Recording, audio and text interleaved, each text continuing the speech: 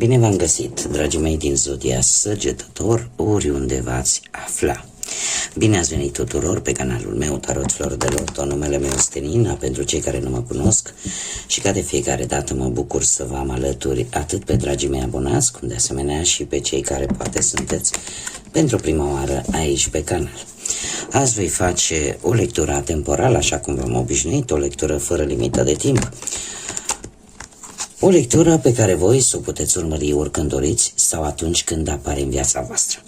Desigur, dragii mei, un aspect important de care va trebui să țineți cont, și anume faptul că voi vă construiți propriul viitor, așa că vă rog din suflet să luați decât acele mesaje care rezonează cu voi, iar restul lăsați-le să zboare în univers, pentru că sigur sunt pentru alte energii, alte persoane care într-o mai mică sau mai mare măsură au o legătură cu Zodia Săgetător. Desigur, puteți urmări lecturile de asemenea temporale pe care le puteți găsi pentru zodia voastră în lista Tarot 2025, listă pe care o găsiți pe acest canal. Așa că haideți să începem și să vedem care este energia voastră în acest moment în care urmăriți această lectură. Și avem suveranitate. Suveranitate, regina lunii. Și numărul 41. Numărul 41, care prin reducere pitagorică ne va da un 5, care ne vorbește de libertate, de acea nevoie de schimbare, de curiozitate, pentru unii dintre voi chiar de o ușoară instabilitate în urma poate a unui conflict sau unui obstacol pe care trebuie să-l depășiți, sau poate pur și simplu noi experiențe au apărut în viața voastră, care unele dintre ele e posibil să fie adus tensiuni, dar cert este că această cifră ne vorbește de mari schimbări și de faptul că vreți să fiți stăpâni pe propria voastră viață, vreți să vă construiți voi propriul viitor.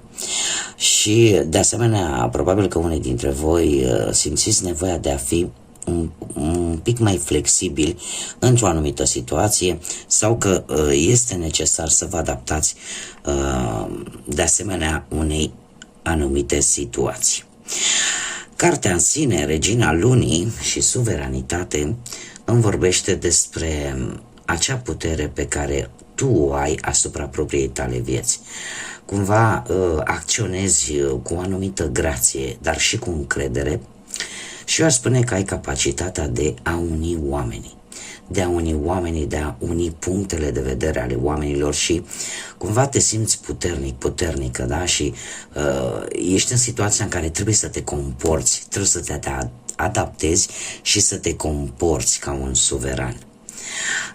Cumva alții simțiți nevoia de a pune limite anumitor persoane negative sau a anumitor situații negative care e posibil să fie apărut în viața voastră. Și asta tocmai pentru că vrei să te protejezi pe tine, dar și pe cei dragi ție. Bun, haideți să vedem ce ne spune tarotul și începem cu viața profesională. Ce vine pentru dragii mei din Săgetător în următoarea perioadă pe plan profesional?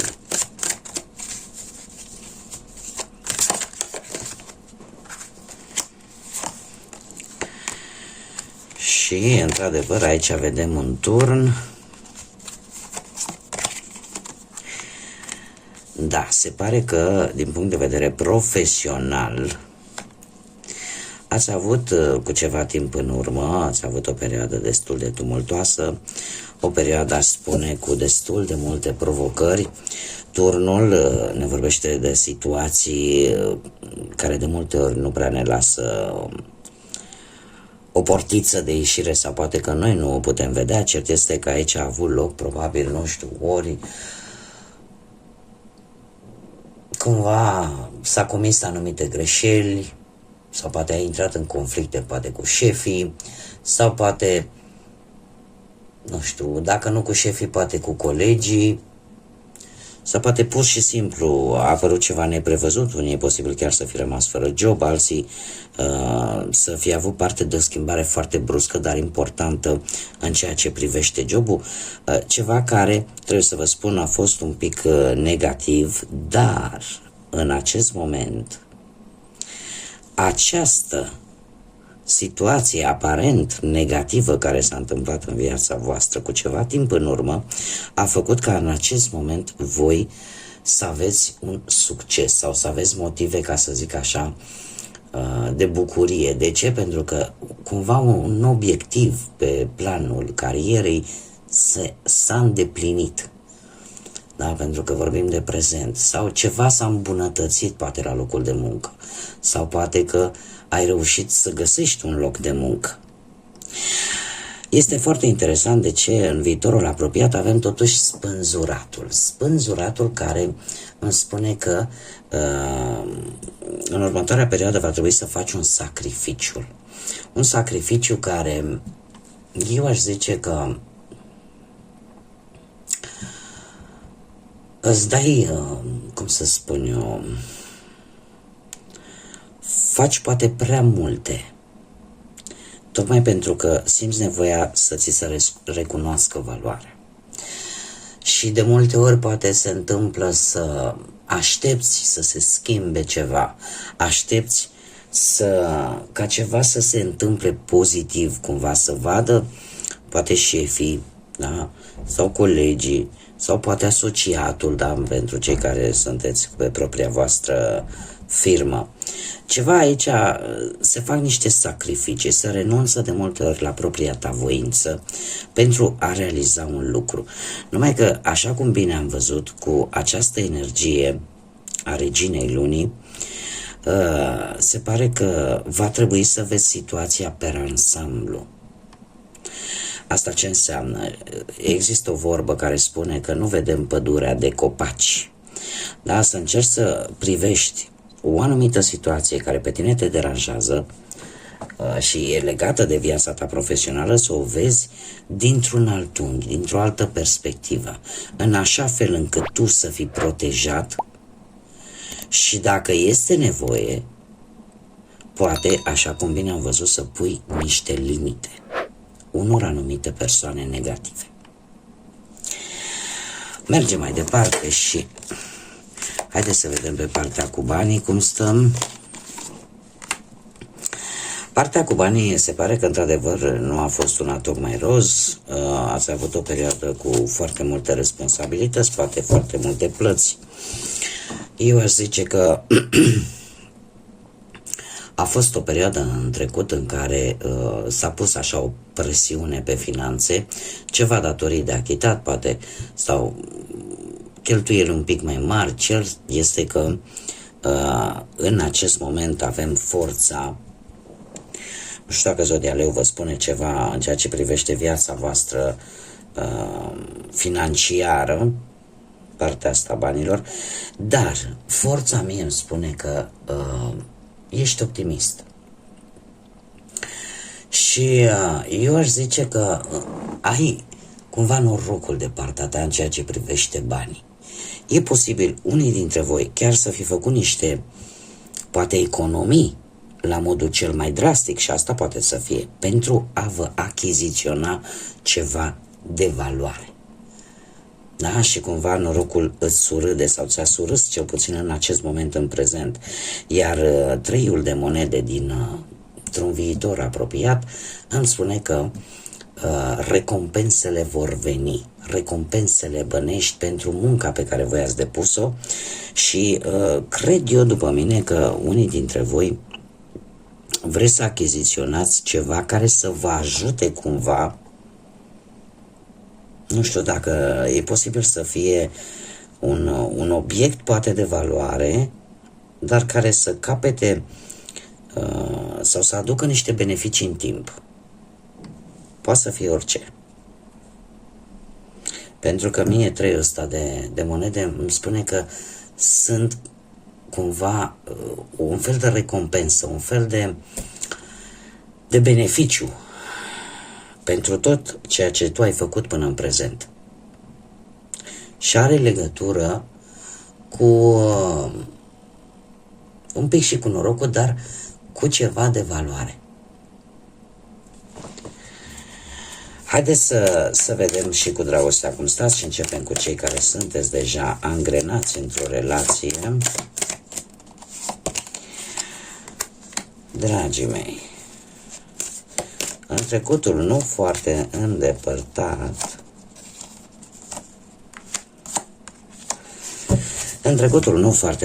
am avut un om de cupe care îmi spune că ați lăsat ceva în urmă. Unii dintre voi ați luat decizia să finalizați poate o relație. Și de ce? Pentru că probabil ați avut parte de o decepție, poate că voi nu ați obținut ceea ce voi vă doreați, sau poate pur și simplu ați simțit nevoia să vă îndepărtați tocmai pentru a nu distruge totul. Sau poate pur și simplu pentru a vă simți voi în siguranță. Alții poate au dat mai mult și nu au primit nimic sau au primit prea puțin. Cert este că ai abandonat o relație care ție nu îți mai folosea. În prezent avem un paj de bâte care îmi vorbește de o veste bună.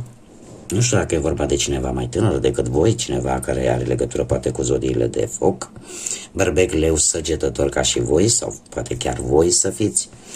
Cert este că acest paj de bâte vine cu o veste bună, un moment bun pentru poate a călători în doi, cu persoana care vă interesează, iar dacă relația a avut ceva probleme, cum vedem aici, aș zice că sunteți într-un moment în care parcă vreți să vedeți dacă într-adevăr funcționează sau nu această relație, încă vreți o dovadă. Regele de cupe reprezintă zodiile de apă de data aceasta, Rac, Pești sau Scorpion, și este o persoană, aici avem două contradicții. Avem o persoană mai tânără decât voi, iar aici avem într-un viitor apropiat o persoană mai în vârstă decât voi. Dar, care este diferența dintre aceste două persoane? Prima persoană este dezinvoltă, este energică, este mai copilăroasă, este plină de energie, pe când acest rege de cupe este acea tipologie de persoană în care sentimentele și emoțiile sunt la cote maxime, care are acea înțelegere, acea blândețe de a te asculta, de a te iubi. Și eu aș spune că, indiferent de cât de dificilă este situația, cumva reușește să-și mențină calmul, măsura și înțelegerea. Este o persoană destul de diplomată și foarte tolerantă și e capabilă să rezolve chiar conflicte. Acum, ce îmi spune mie acest lucru? E posibil ca unii dintre voi să fi fost într-adevăr dispuși și hotărâți să lăsați în urmă o relație. O relație care e posibil voi puteți fi acest paș de bâte. Voi puteți fi acest paș de bâte și se pare că voi în acest moment treceți printr-o perioadă de schimbare. Faceți, nu știu, ori o descoperire importantă care îți va schimba viața într-un mod foarte pozitiv și care, într-un fel sau altul, va avea legătură pe viitor cu cineva dintr-o zodie de apă, cu aceste caracteristici ale unei persoane tolerante, diplomate. Nu știu dacă este aceeași persoană sau este altcineva. Acum, voi trebuie să adaptați. Cert este că, din câte văd eu aici, sunteți într-un moment în care vreți să aflați cam cum trebuie să acționați. Se pare că vrei o confirmare, că ești pe calea cea bună. Dar trebuie să vă spun că simt că va fi un rezultat pozitiv. Și încă un lucru. Această persoană e posibil ca ea să nu vă cunoască pe voi. Voi e posibil să o știți, poate din vedere. Dar această persoană din zodie de apă, această persoană înțelegătoare, este știu dacă vă știe. E posibil să nu vă cunoască, dar voi să o știți cel puțin din vedere. Foarte interesant acest mesaj. Haideți să vedem pentru cei care sunteți singurei, poate în urma unui divorț sau unei separări, sau poate în urma văduviei din păcate, sau poate nu v-ați găsit jumătatea până în acest moment. Dragii mei, încă o dată să repetă zodiile. De data aceasta, foarte interesant și la voi, dragilor, care sunteți singuri, avem două elemente, elementul apei, rac, pești sau scorpion, și elementul pământ, taur, fecioară, capricorn. Și aici avem o decizie importantă de luat. Haideți să o luăm cu începutul. Undeva într-un trecut nu foarte îndepărtat avem acest personaj care are o legătură cu zodiile de apă, rac, pești sau scorpion, așa cum v-am mai spus. Un personaj care eu aș spune că e posibil să o fi cunoscut această persoană într-un eveniment social sau cumva într-un eveniment posibil caritabil, de ce nu, pentru alții. Cert este că este un personaj care parcă mereu are câte un răspuns. Un personaj empatic, un personaj care se lasă ghidat foarte mult de intuiție și e o persoană care se arată fix așa cum e și care eu aș spune că are legătură ceva cu trecutul vostru. În prezent îmi apare un alt personaj, de data aceasta dintr-o zodie de pământ, taur, fecioară, capricorn, așa cum v-am mai spus, o persoană destul de materialistă, zice, dar familistă în același timp. Ambele persoane sunt destul de familiste, indiferent că vorbim de doamne sau de domni. Cert este că această regină de monede este cineva care are mereu resurse, care cumva independența este foarte importantă pentru ea. Iar planul material este unul foarte important. Este o persoană care îți dă siguranță, dar în același timp parcă și prosperitate materială. În ceea ce vă privește pe voi, parcă sunteți atrași să, cum să spun eu, depuneți efort, cumva să-i atrageți atenția în mod special acestei persoane. Problema este că cumva sunteți la o răscruce, pentru că încercați să faceți niște lucruri pentru a intra în grațiile acestei persoane. Iar viitorul apropiat, cu acest 2 de spade, îmi spune că la un moment dat se pare că va trebui să faceți o alegere destul de dificilă. Pentru voi va veni o responsabilitate, și aceea de a decide. Unii dintre voi veți simți oarece teamă, o teamă de consecințe. Alții poate vreți să faceți alegerea un pic folosindu-vă de rațiune, de logică. Dar, din câte văd eu aici, va fi o alegere destul de complicată pentru voi. Haideți să, înainte de a afla și ultimul mesaj, vreau să vedem. Clarificăm 2 de spade.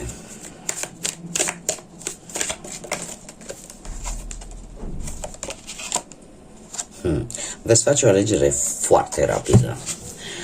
Foarte rapidă și trebuie să vă spun un singur lucru, că ce veți decide voi vă va duce către o relație totuși de scurtă durată, dar care va fi plină cu foarte multă pasiune și cu foarte mult sex appeal. Deci alegerea pe care voi o veți face, nu veți sta foarte mult pe gânduri și dacă v-ați gândit, pentru că sunt două cărți care vorbesc de două lucruri diferite, dar ultima are ultimul cuvânt. Aici ne vorbește de rațiune, de logică, iar aici ne vorbește de pasiune, de atracție fizică mai mult decât de sentimente. Și alegerea voastră aceasta va fi una în care voi, efectiv, chiar dacă poate sunteți conștienți că va fi o relație nu de foarte lungă durată, totuși va fi foarte plină de multă pasiune și multă atracție fizică. Haideți să vedem ce mesaj am pentru voi, dragilor, din Săgetător, mesajul cărților pentru voi toți. O inimă curajoasă. O inimă curajoasă care îmi spune în felul următor: să faci față provocărilor și în felul ăsta trebuie să faci față provocărilor și în felul acesta vei atinge măreția. Este un îndemn probabil de a vedea dincolo de toate situațiile negative prin care poate unii dintre voi trec în acest moment, să te înarmezi cu curaj, pentru că în momentul în care îți înfrunți temerile, îți înfrunți acele piedici, acele obstacole, de fapt lucrul ăsta te va întări și mai mult și îți vei da seama că învingând toate aceste lucruri negative, de fapt vei atinge măreția. Vei da seama că ești poate mai puternic sau mai puternică decât ți-ai putea vreodată imagina. Așa că fiți curajos, dragilor, fiți curajoși, pentru că întreaga viață de fapt este o provocare și de multe ori cele mai bune lecții le învățăm atunci când traversăm obstacole, când traversăm probleme și situații destul de complicate, dar la sfârșit, când vom trage linie, ne vom da seama că, uite, domne, că am putut. Chiar dacă am crezut că nu pot, de fapt mi-am demonstrat mie însă că pot mai mult decât cred. Bun, dragii mei, aceasta a fost lectura pentru voi. Eu mă bucur că v-am avut alături. Mulțumesc din suflet tuturor celor care își aduc aportul de fiecare dată la fiecare lectură, prin like-uri, prin faptul că se abonează, prin comentarii sau distribuiri. Le aștept cu mare drag în continuare. Desigur, toți cei care încă nu v-ați abonat, eu vă aștept cu mare drag aici pe canal să ne revedem la fiecare lectură, iar următoarea perioadă fie să vă aducă înțelepciune, să vă aducă acea lumină atât în suflet cât și în gânduri, în așa fel încât să luați cele mai bune decizii și să reușiți să treceți peste tot și peste toate cu mult curaj. Așa că până data viitoare când ne vom reîntâlni, ca de obicei, multă energie pozitivă și, desigur, să fiți iubiți, dragilor!